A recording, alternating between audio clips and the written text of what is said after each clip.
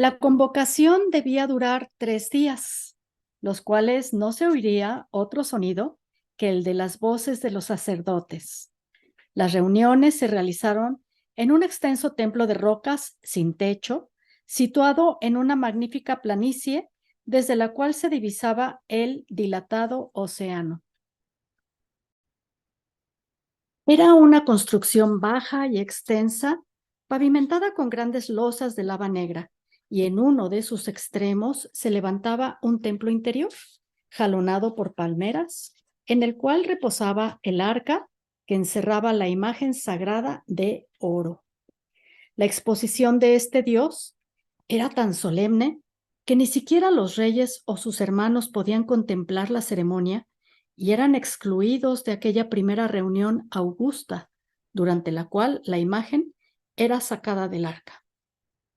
No obstante, hubo testigos de dicho acto.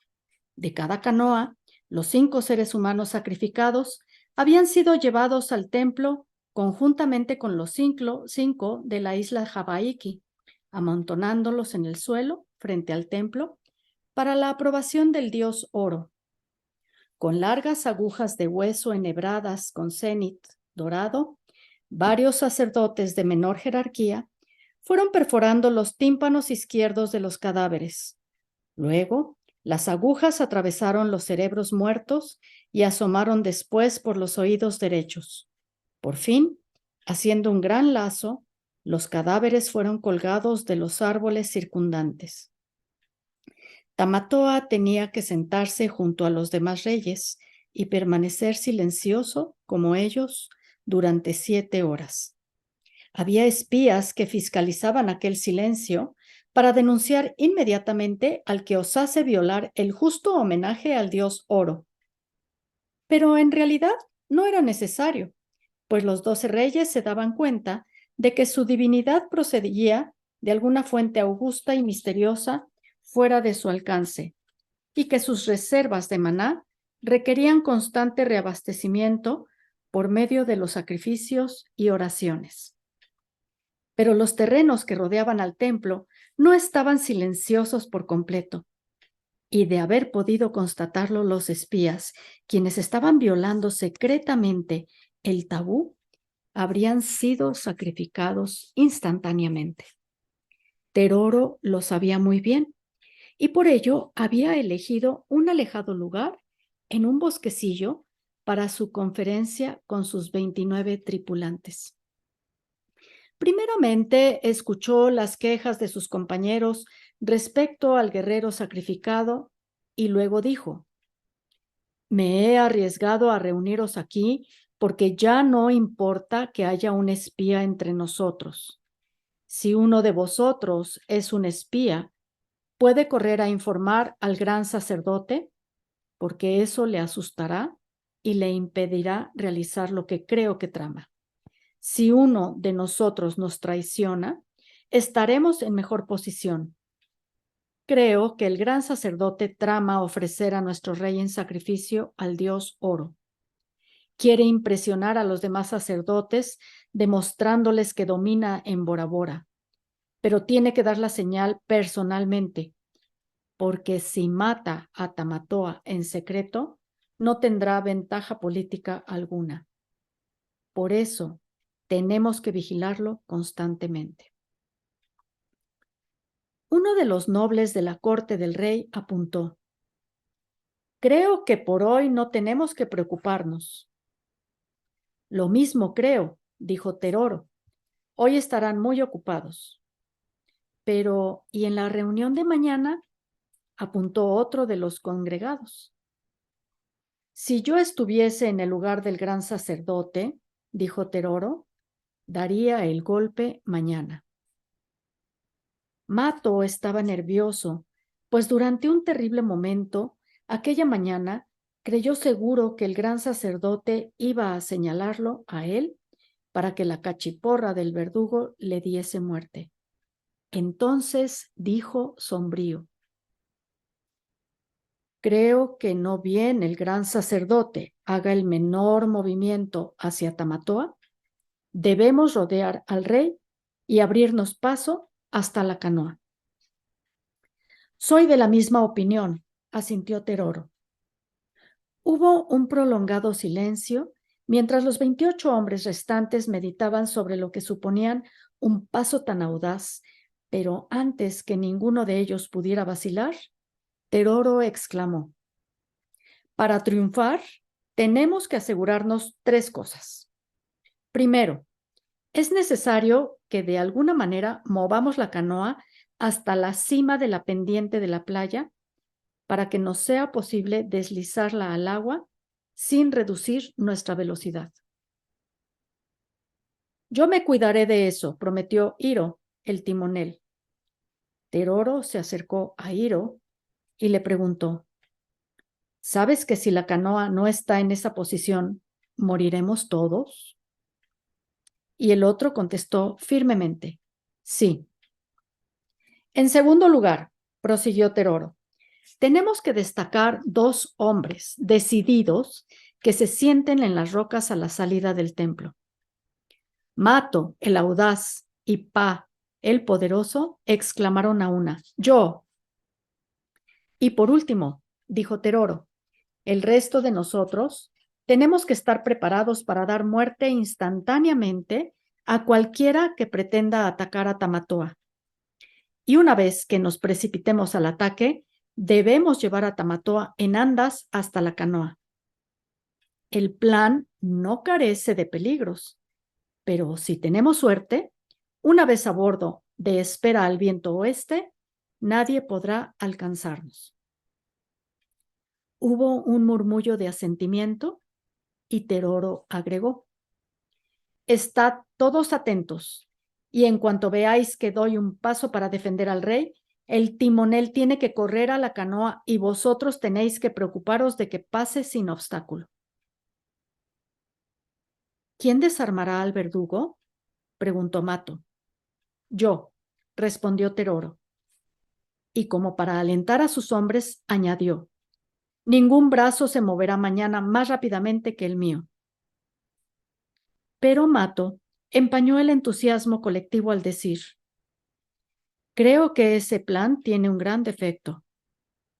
¿Cuál?, inquirió Teroro. Ayer, antes de zarpar, Marama me llevó a un lado y me dijo: mi esposo está seguro de que el gran sacerdote trama la muerte del rey, pero yo estoy convencida de que quien está en peligro es Teroro.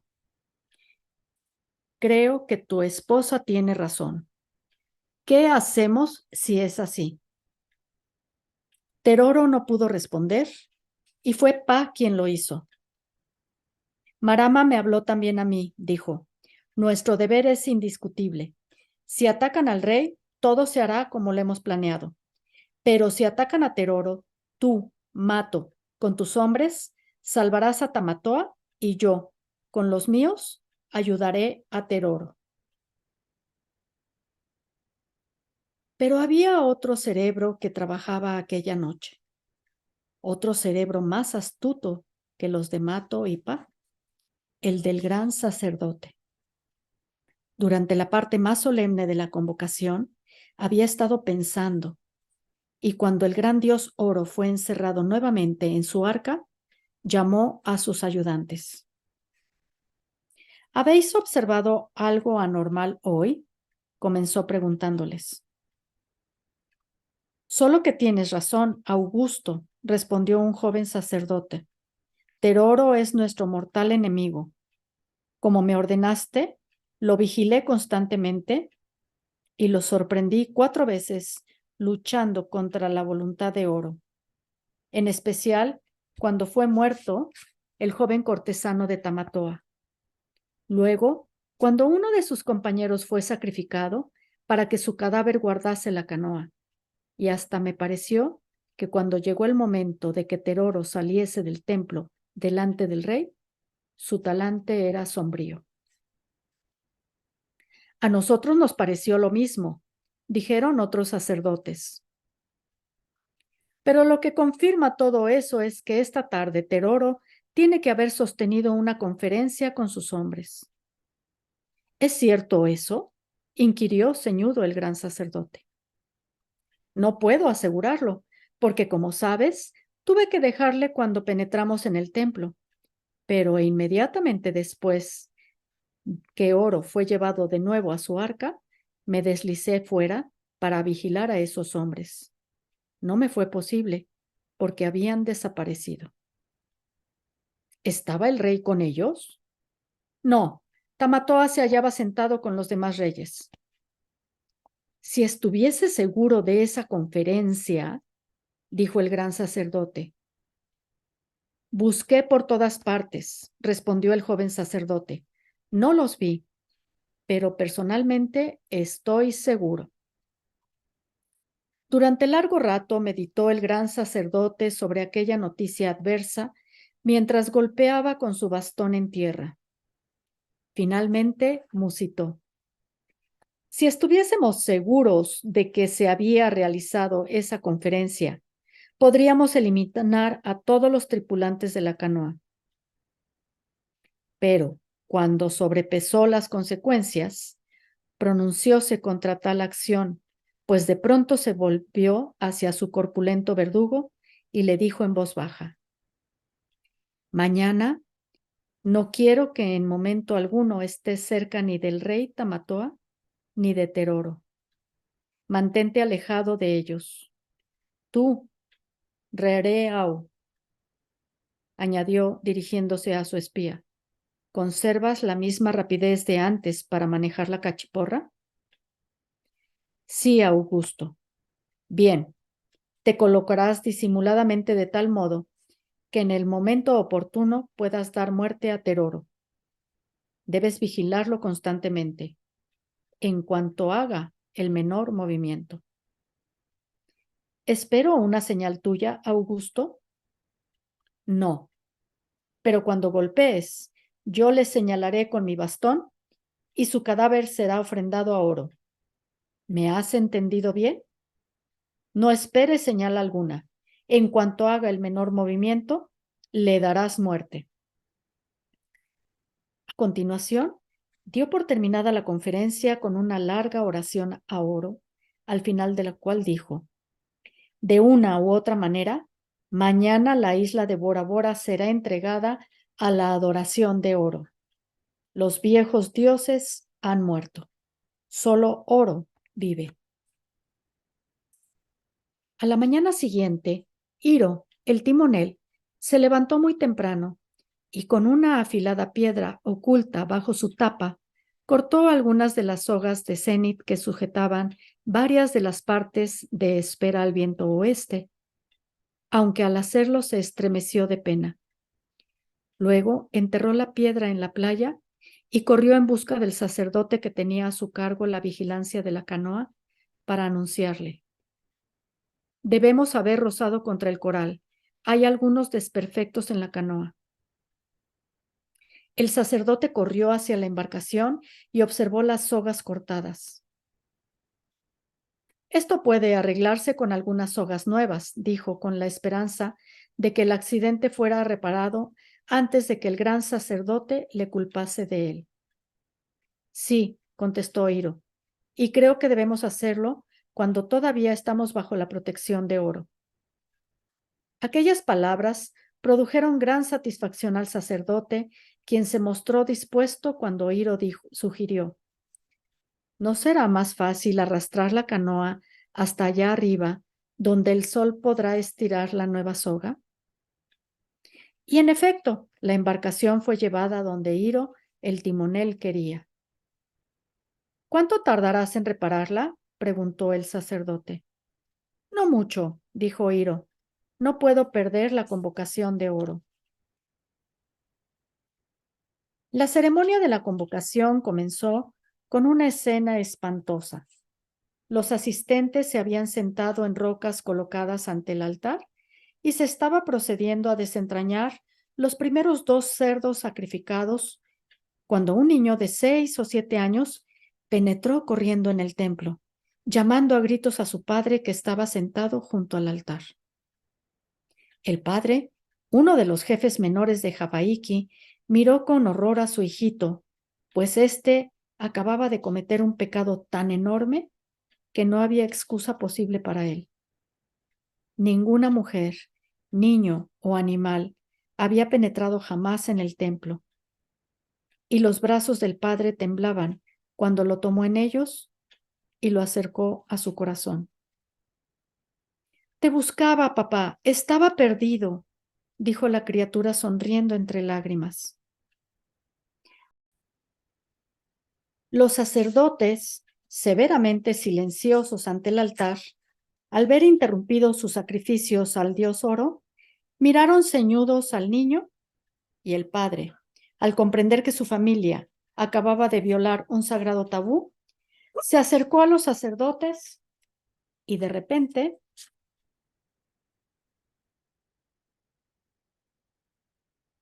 en un acto de total dedicación, adelantó los brazos en los cuales llevaba a su hijito. Tomad este niño y ofrecedlo en sacrificio a Oro, exclamó con voz entrecortada. Es mi hijo, pero no lloraré al perderlo, puesto que ha sido causa de que Oro se irrite.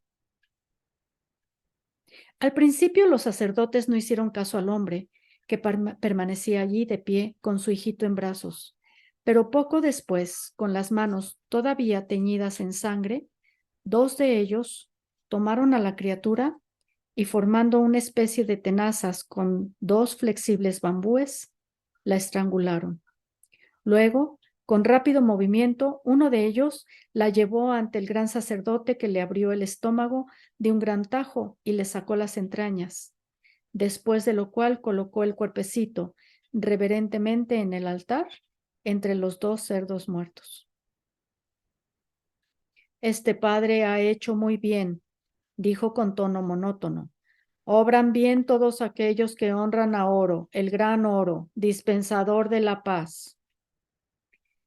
Aquel incidente desalentó a Teroro porque le hizo reconocerlo como un presagio para aquel sombrío día, pero no acertaba a interpretar el significado.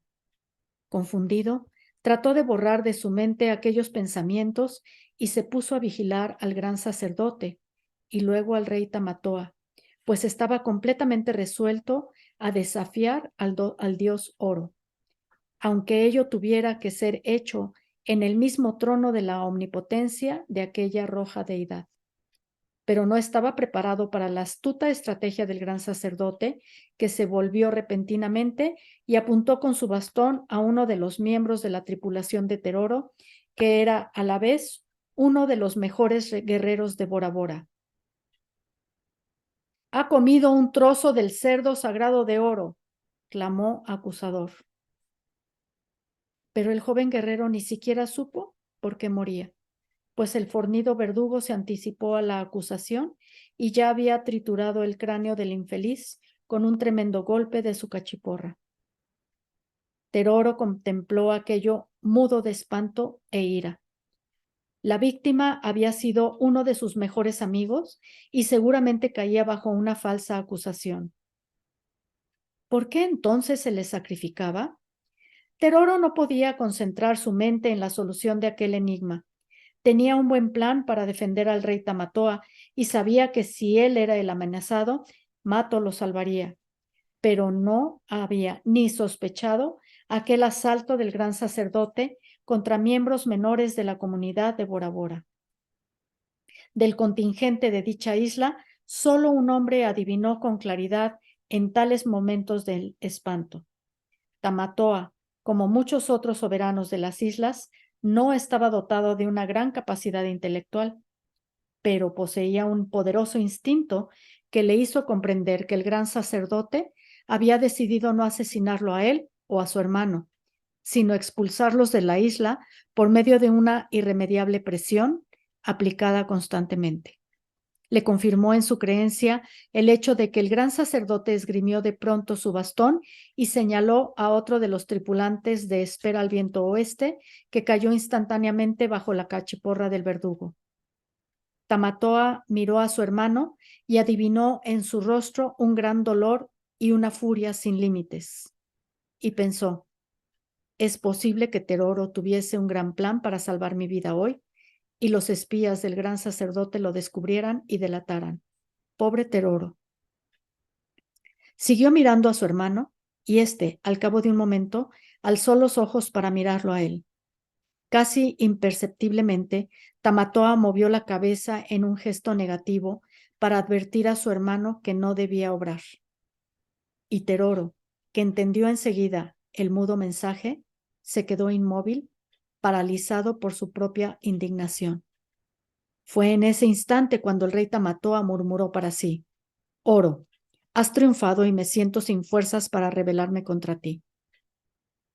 Una vez pronunciadas aquellas palabras como de contrición, el rey sintió que invadía todo su ser una gran paz y se dio cuenta de cuán loco había sido al combatir durante tanto tiempo la voluntad de lo inevitable. Estaban naciendo nuevos dioses y estos siempre triunfan. Pero lo que el rey no comprendió fue que la paz del alma que aquella confesión acababa de provocar no era otra cosa que un requisito previo para llegar a una decisión hacia la cual había avanzado a ciegas durante algunos meses. Ahora que ya había aceptado lo evidente, le resultaba fácil llegar a una decisión evidentemente también, y murmuró las palabras fatales que al salir de sus labios parecieron levantar el enorme peso que le había oprimido el corazón hasta entonces. Partiremos de Bora Bora y te dejaremos la isla, Oro. Nos iremos al mar y encontraremos otras islas en las cuales podamos adorar a nuestros propios dioses. Inmediatamente después de aquellas palabras, Tamatoa llamó a Mato y le dijo con severidad: Te hago responsable de la vida de mi hermano, Mato. Si Teroro tiene algún plan, estoy seguro de que tú tendrás un papel importante en él. Teroro no debe morir, aunque para evitarlo tengas que atarle a la canoa. No debe morir. Ahora lo necesito más que nunca. Cuando Teroro convocó a sus confundidos compañeros para tramar alguna venganza, Mato le dijo: Tenemos que regresar a Bora Bora y allí planearemos lo que debemos hacer. Pa secundó a Mato y al ver que la mayoría le dejaba sin autoridad para tomar una decisión, Teroro no pudo hacer otra cosa que murmurar: Nos vengaremos. Cuando terminaba una convocación, los sacerdotes se retiraban prudentemente para permitir que la población diese rienda suelta a su alivio en una salvaje y espontánea celebración que muchas veces duraba hasta 3 o 4 días. Entonces, las mujeres podían mezclarse libremente con los hombres, mientras los músicos poblaban la noche de primitivas armonías. Hermosas jóvenes que eran refulgentes destellos de moreno esplendor, desnudas de la cintura para arriba y con sus faldas de aromáticas hojas de pi, comenzaron a danzar una frenética hula de javaiki, moviendo sus caderas, piernas y brazos de manera provocativa ante los forasteros de las otras islas, como si aquellos movimientos quisieran preguntarles: ¿tienen las mujeres de Tahití pechos tan erguidos y suaves como los nuestros? ¿Saben mover sus caderas al son de la música como nosotras? Teroro no pensaba tomar parte en aquella celebración, ni el mágico batir de los tam-tam, ni las voces de las mujeres de más edad que entonaban canciones de amor, ni la espléndida belleza de las jóvenes que incitaban a unirse a los danzantes. Cuando alguna danzarina especialmente hermosa pasaba ante él como una invitación directa, Teroro bajaba los ojos al suelo y murmuraba: Destruiré esta isla, daré muerte a todos los sacerdotes de oro, destruiré. Sus hombres no podían mantener una resolución tan enérgica.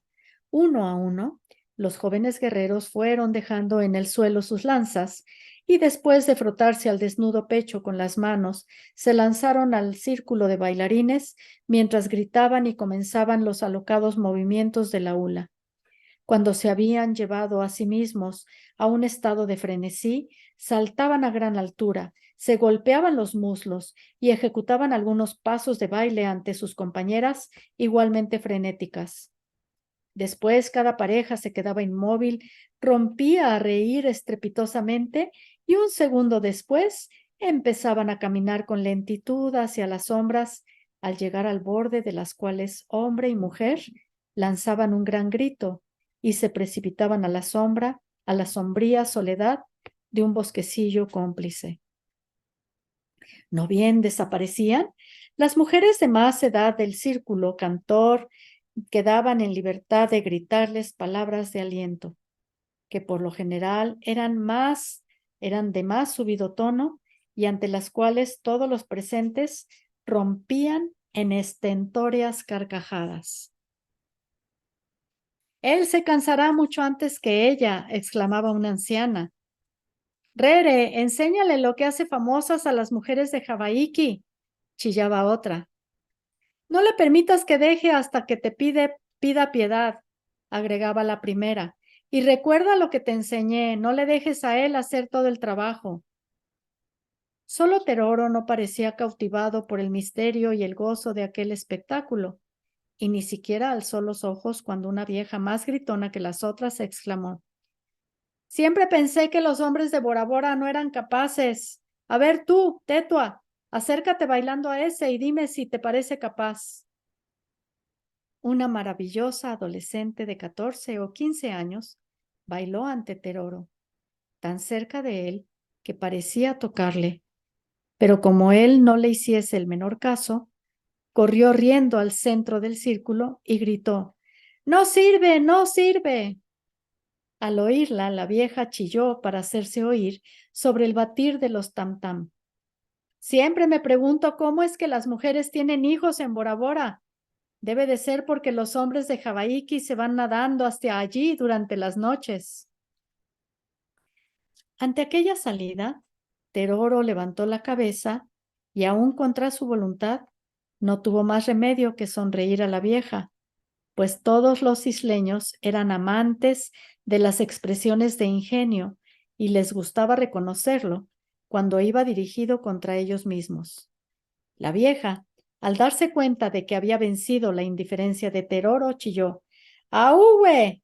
Si yo tuviera aunque solo fuera 20 años menos, te explicaría para qué han sido hechos los hombres.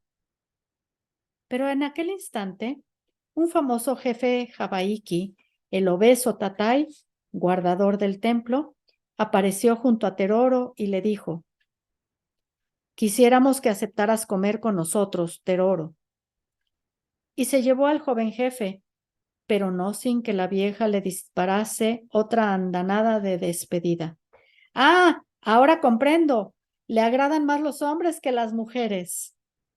Tatai rió y dijo, solo la muerte conseguirá silenciar la lengua de esa vieja. Condujo a Teroro hacia las afueras de la aldea, donde los impresionantes terrenos del hogar de su familia se extendían desde hacía siglos, rodeados por un muro de piedra de la altura de un hombre, el cual solo dejaba libre el costado que miraba al mar.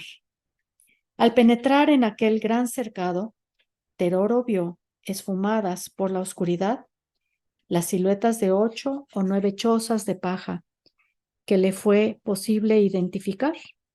La principal para dormir, la destinada a las mujeres, la cocina, las chozas separadas para cada una de las esposas favoritas de Tatai, y éste lo condujo hasta la zona destinada a los hombres, en el cual, a la luz de la luna y al son de la música de las olas, se había extendido el festín.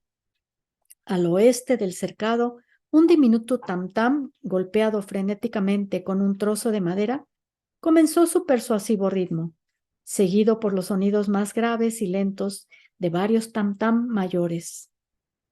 De las sombras de la noche comenzaron a salir figuras humanas. Eran las mujeres de los jefes de Javaiki, que de inmediato entonaron viejas canciones de amor, y Teroro sintió que la amargura abandonaba su corazón. De pronto vio que se le acercaba, a los suaves acordes de una hula, una esbeltísima adolescente de unos 14 años, cuyos cabellos negros como la noche caían hasta sus rodillas. Se movía en una suave ondulación y sus ojos estaban fijos en tierra.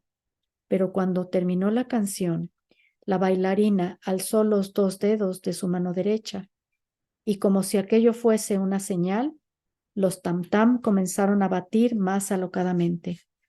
En aquel momento, la danzarina bailaba de puntillas, con las rodillas y los codos hacia afuera, en una excitante posición. Las hojas de su corta falda se movían en torno de las preciosas piernas. En esa danza permitía que se viera su rostro y este era notablemente hermoso. Se acercó a Teroro sin dejar de ondular hasta que sus jóvenes pechos, erguidos y duros, casi tocaban la cara del príncipe de Bora Bora. Contra su voluntad, Teroro devolvió la lánguida mirada de la danzarina y por un instante sintió el deseo de saltar y unirse a ella en la danza, pero consideró que debía mostrarse indiferente ante las mujeres de Hawaiki, puesto que un día habría de volver para destruir aquel lugar maligno. No sentía el ardiente deseo sexual, pues en Bora Bora siempre había tenido a su disposición a todas las jóvenes que se le antojaban. Como todos los príncipes, al llegar a la pubertad, había sido entregado a una mujer mayor, quien le había instruido extensa e íntimamente sobre el comportamiento debido de los hombres y lo que más agrada a las mujeres. Esa misma preceptora le había elegido sus primeras 4 compañeras y más adelante, después de prolongadas consultas con un especialista en genealogía, la instructora había decidido que la hermosa Marama era la joven con quien él debía casarse. Será tu compañera más apropiada en todos los sentidos, decidió la madura mujer y tenía razón.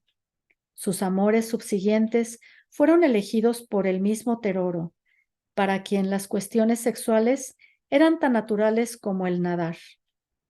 Por ello, ahora se sintió impulsado a despreciar a la joven bailarina, pero advirtió en sus ojos una mirada de tan profundo desencanto que aun contra su prudencia no pudo evitar una sonrisa al mirarla. Y de pronto se puso de pie en un salto. Se acercó a la pista de baile y se colocó ante la hermosa adolescente, ondulando frenéticamente el cuerpo con los movimientos todavía más eróticos de la hula de Bora Bora. La joven fingió no verlo y prosiguió su danza de manera impersonal, lejana a la mirada. Pero sus movimientos obligaron a los tam-tam a un ritmo más furioso, hasta que, como si su cuerpo fuera una brasa, empezó a temblar y un suave brillo de gotas de sudor refulgían, al moverse, por todas partes de su piel tostada. Pero ahora, sobre ella, Teroro, salvajemente excitado, bailó hasta que de pronto, con un enorme salto, se elevó en el aire y descendió hasta casi quedar pegado al cuerpo femenino. Se inclinó, abriendo las rodillas, y por espacio de 1 minuto o 2, los bronceados cuerpos ondularon hasta que una de las mujeres sentadas en el círculo gritó ¡Ahúhue! Y los tam-tam batieron con renovada violencia mientras los bailarines iniciaban las alocadas piruetas finales. Luego, como por arte de magia, todo cesó. Se produjo un pesado silencio y la adolescente, caminando con lentitud como una diosa, avanzó muy seria hacia las sombras que marcaban las chozas dormitorios del cercado. Cuando hubo desaparecido, Teroro, con absoluta indiferencia, se inclinó para arrojar un pequeño trozo de madera a una de las hogueras. Luego, con lento paso, como indiferente, comenzó a acercarse a las sombras. Pero aquello fue demasiado para una de las esposas de Tatai, que gritó: «Tejani, sácate la falda, que ahora no estoy en condiciones de hacerte otra». Teroro encontró a la adolescente esperándole en el extremo opuesto del terreno, frente a una pequeña choza que su familia había reservado para ella.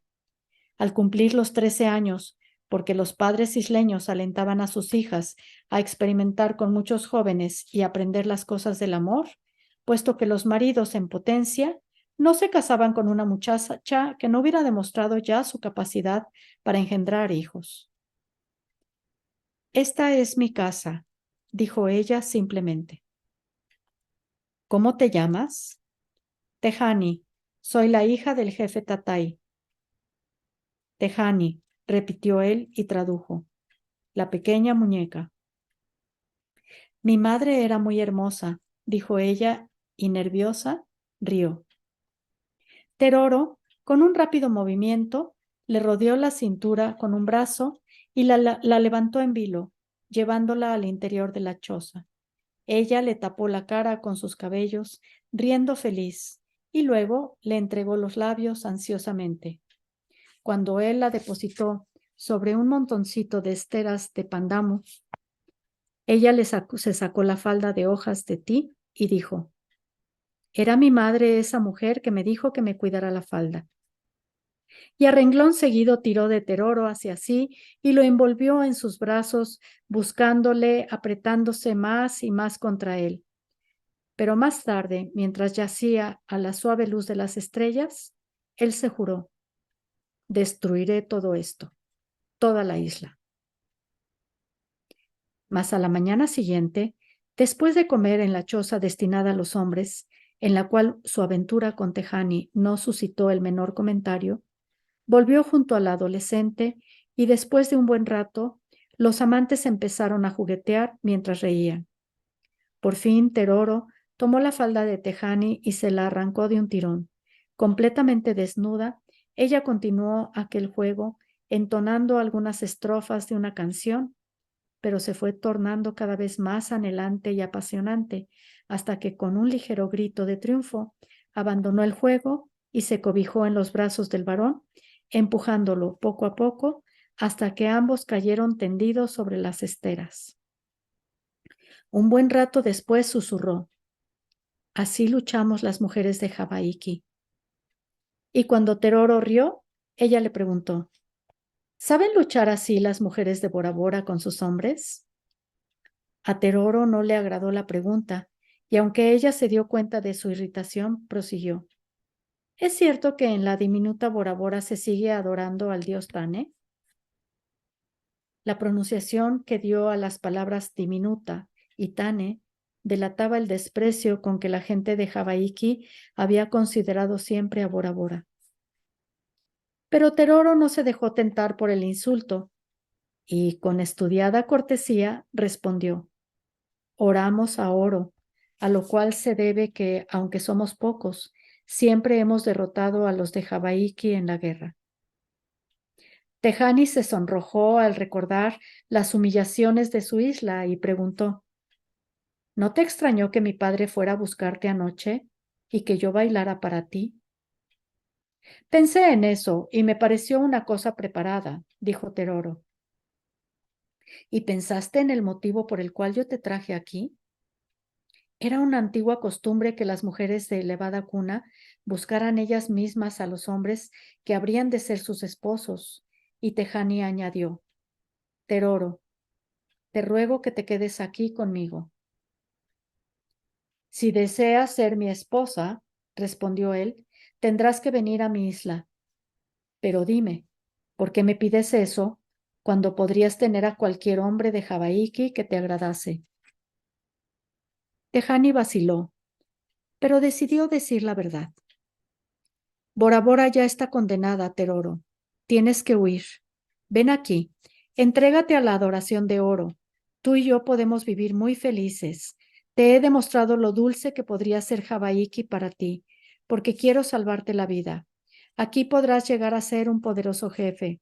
Mi padre tiene muchas tierras y Oro es generoso con los guerreros como tú. Pertenezco a Bora Bora, Tejani, contestó él con apasionada convicción. Jamás abandonaré mi isla.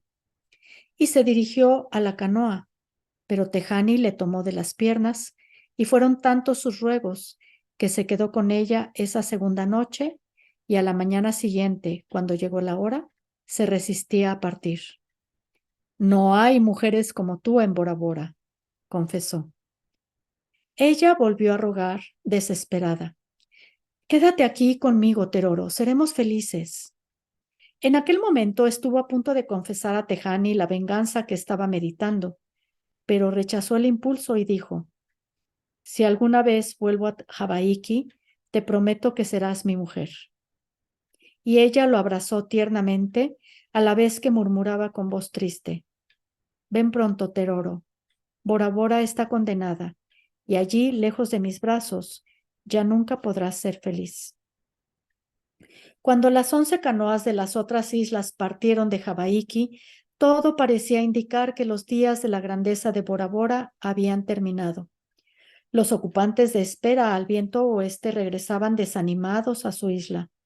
Tamatoa se confesaba que en aquella lucha de poderes en el templo había sido derrotado, y para siempre. Ahora todo el poder estaba en manos del gran sacerdote y la única medida sensata que podía tomarse era abandonar la isla al dios Oro. Teroro, al observar las diezmadas filas de sus guerreros, rumiaba su venganza, pero tenía que reconocer que el gran sacerdote le había vencido al dar muerte a tantos hombres de Bora Bora y además a los restantes. Los tripulantes adivinaban que sus jefes estaban desorganizados y que ahora el poder pertenecía al gran sacerdote, pero no sabían qué podía hacerse para que ese poder fuera restituido al rey. Y los sacerdotes de menor jerarquía estaban tan excitados por la evidente victoria del nuevo Dios que se habían ofrecido voluntariamente antes de partir de Hawaiki para asesinar tanto a Tamatoa como a Teroro, solucionando así de una vez por todas los graves problemas de Bora Bora. Pero con gran sorpresa para ellos, el gran sacerdote había rechazado el ofrecimiento y hasta criticó severamente la excesiva ansiedad de sus subalternos, a la vez que razonaba: si nos deshacemos del rey y su hermano de esa manera, el pueblo lamentará sus muertes y hasta podría levantarse contra nosotros. Pero en cambio, si continuamos como hasta ahora, entonces el pueblo descubrirá que su rey es impotente contra los deseos de Oro y le obligará a inclinarse ante la voluntad de Dios o le abandonará. Es posible que Tamatoa persista en su terquedad, pero su pueblo no lo imitará. ¿Habéis observado cómo sus hombres se muestran confundidos y llenos de amargura? ¿Dónde está Teroro, su jefe, ahora? Entregado al placer en la choza de Tejani, la hija de Tatai. Un viejo sacerdote, no muy seguro de que Tamatoa decidiese abdicar, argumentó: ¿y a quién elegiremos como rey de Bora Bora en lugar de Tamatoa, una vez que obliguemos a éste a abandonar el trono? El dios Oro ha elegido ya a su sucesor, Tatai, el jefe de Hawaiki, padre de Tejani, respondió el gran sacerdote.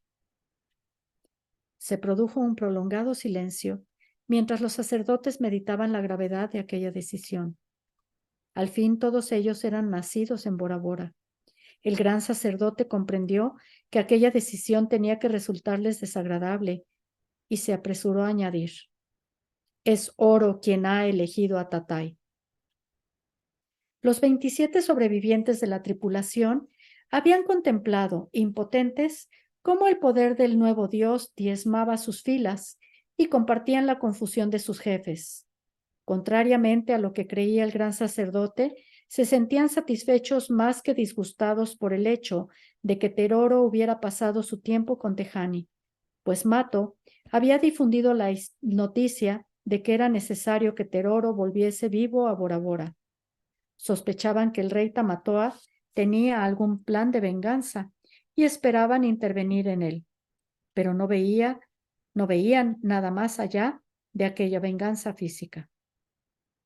Había, sin embargo, una emoción que todos a bordo de Espera al Viento Oeste compartían, pues al terminar el día, poco antes de penetrar en la laguna de Bora Bora, los viejos vieron cómo el sol se hundía en el horizonte, proyectando intensos rayos de luz dorada sobre su mágica isla. Y cada hombre, fueran cuales fueren sus planes y maquinaciones, pensó instintivamente: esta es nuestra hermosa isla. Esta es la tierra sobre la cual los dioses han derramado sus más espléndidos dones. Por lo tanto, fue con acrecentada pena como el rey Tamatoa llevó consigo a su hermano al palacio y le rogó que se reclinase sobre las esterillas de pandanus. Luego, el monarca bajó cuidadosamente las cortinas de paja que hacían las veces de paredes, y así, protegido de posibles espías, se acostó cerca de Teroro y en voz que era apenas un murmullo, le anunció: He decidido que debemos abandonar Bora Bora. Teroro quedó paralizado por el asombro. ¿Por qué? Inquirió. Ya no podemos permanecer aquí, hermano. Pero podemos pelear, podemos matar, exclamó Teroro con sombrío acento.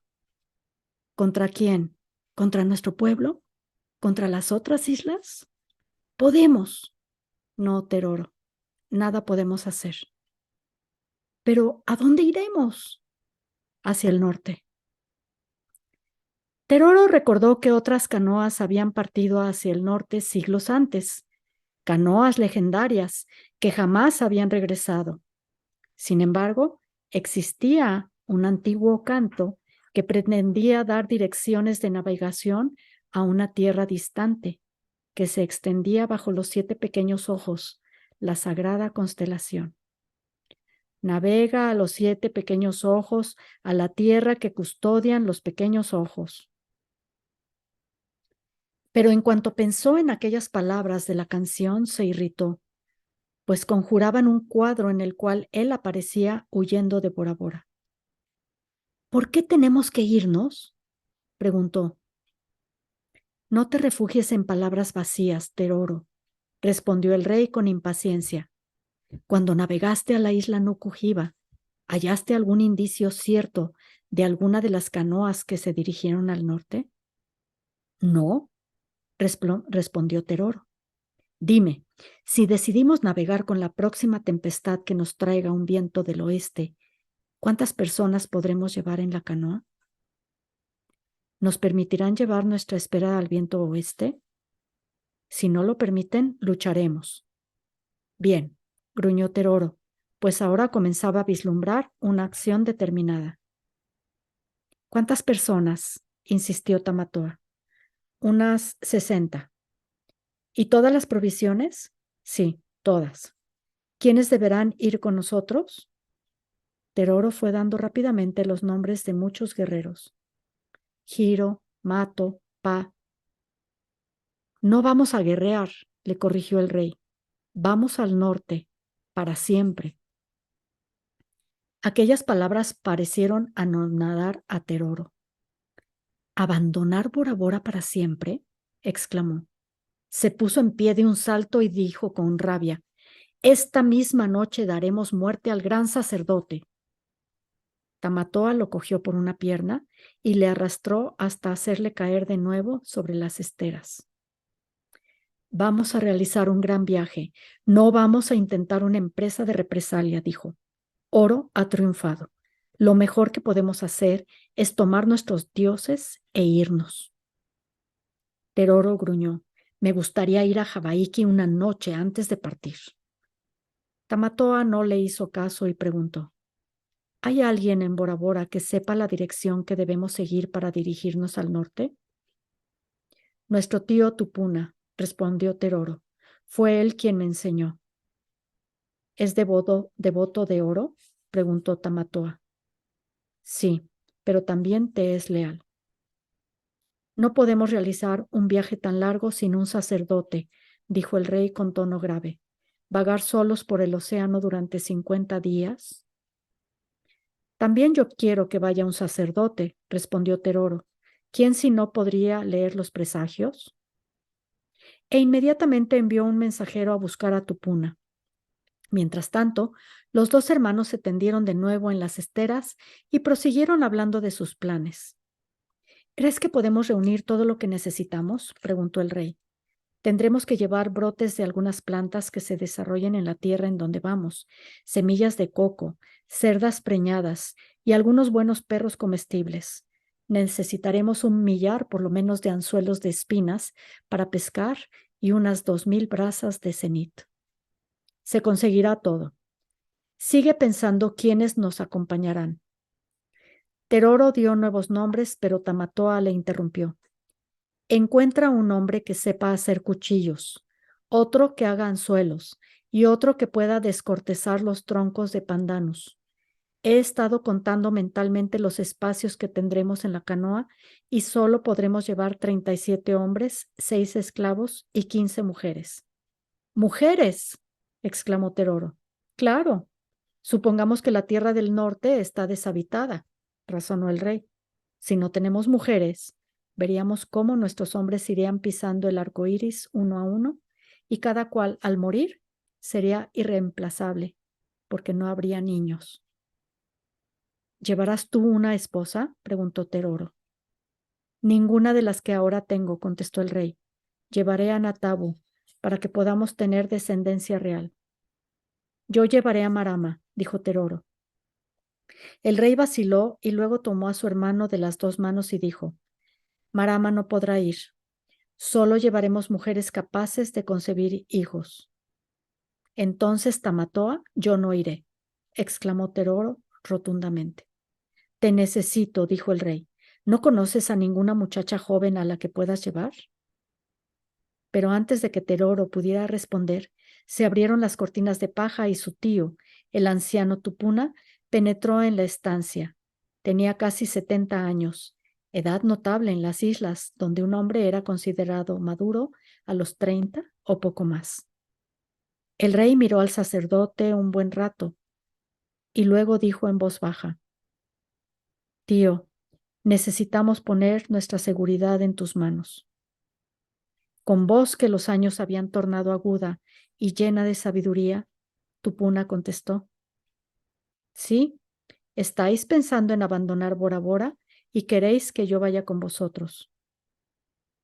Los 2 hermanos se miraron asombrados, pero el anciano los tranquilizó. Todos los sacerdotes, dijo, saben que proyectáis ese viaje. Acabamos de discutirlo. Pero si nosotros mismos no lo sabíamos hasta que entramos en esta habitación hace menos de 1 hora, exclamó Tamatoa.